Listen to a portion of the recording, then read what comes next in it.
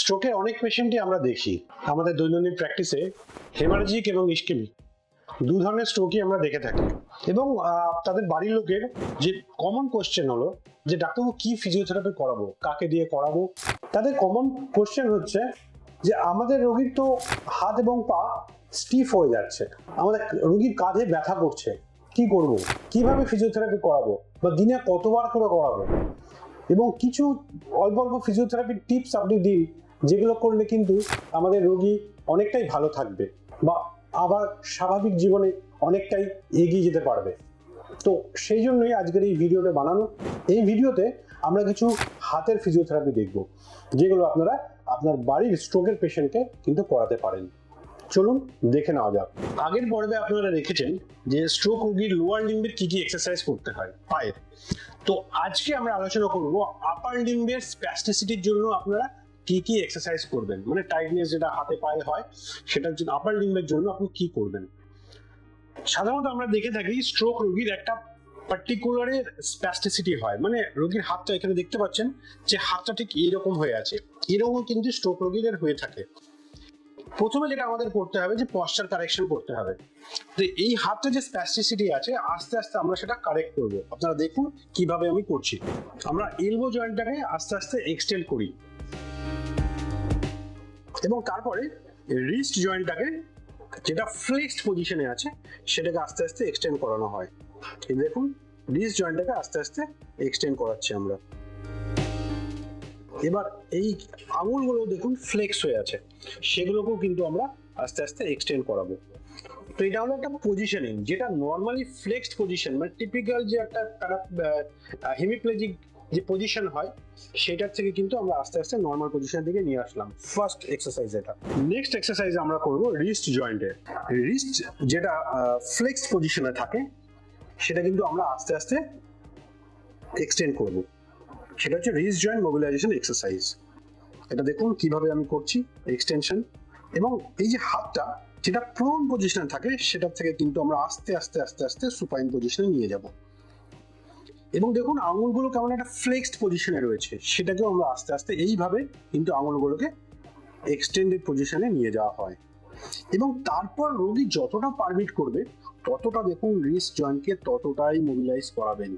একবারে কিন্তু বেশি করাতে যাবেন না, তাহলে পেশেন্টের ব্যথা হবে। তো এটা হলো রিস্ট জয়েন্ট মোবিলাইজেশন।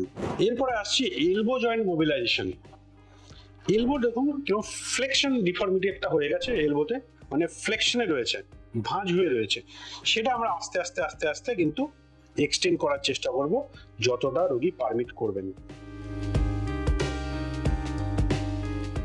ঠিক এইভাবে তারপর আবার আমরা সেটাকে ফ্লেক্সে নিয়ে যাব এবং সেখান থেকে এক্সটেন্ড করার চেষ্টা করব। এইরকম এক্সারসাইজ গুলো আপনাদের 10 থেকে 15 বার করে করতে হবে এবং দিনে অন্তত 2 থেকে 3 বার করতে হবে। স্ট্রোক রোগীদের কাঁধে কিন্তু অসহ্য যন্ত্রণা হয় এবং তারা কমপ্লেন করেন, বাড়ির লোক কমপ্লেন করেন যে ফিজিওথেরাপিস্ট আসছে কিন্তু মানে শোল্ডারের ব্যায়াম করাতে পারছে না, উনি হাতই দিতে দিচ্ছেন না। এটা কিন্তু খুব কমন।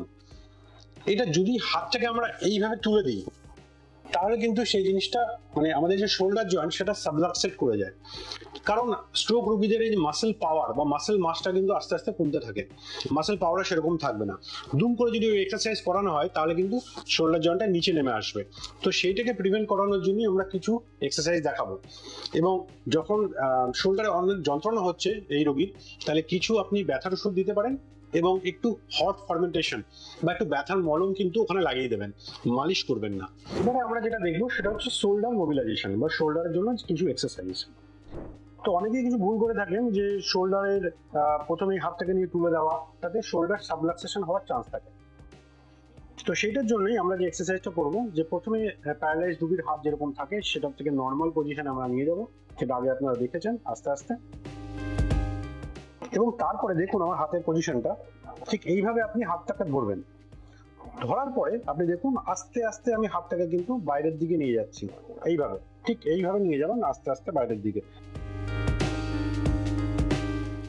যতটা পেশেন্ট পারমিট করবে ঠিক ততটাই। যখন ব্যথা হচ্ছে বা বেশি টান লাগে তখন ছেড়ে দিন, আবার আগের পজিশনে নিয়ে যান এবং এই জিনিসটি কিন্তু 10 থেকে 15 বার করুন। দিনে 2 থেকে 3 বার। শোল্ডার মোবিলাইজেশনের আরেকটা এক্সারসাইজ আছে, যেটা করার ক্ষেত্রে আমরা হাতটাকে নর্মাল পজিশনে নিয়ে যাব এবং একদম বডির গা ঘেঁষে আমরা আস্তে আস্তে হাতটাকে তুলবো উপরের দিকে। দেখুন আমি এলবোকে কিন্তু সাপোর্ট করে রেখেছি, বডির গা ঘেঁষে আপনি যতটা তুলতে পারবেন ততটা তুলবেন, সেইভাবে ঠিক। আবার নিচে নামিয়ে নেবেন এবং সেম জিনিস 10 থেকে 15 বার রিপিট হবে। আশা করি বুঝতে পেরেছেন আপার লিম্বের কোন কোন এক্সারসাইজ আপনাদের স্ট্রোক রোগীকে করালে আপনার রোগী কিন্তু অনেকটাই নর্মালের মতন হাঁটাচলা করতে পারবেন। তো ভালো লেগেছে আশা করি এই ভিডিওটি। ভালো থাকবেন, সুস্থ থাকবেন।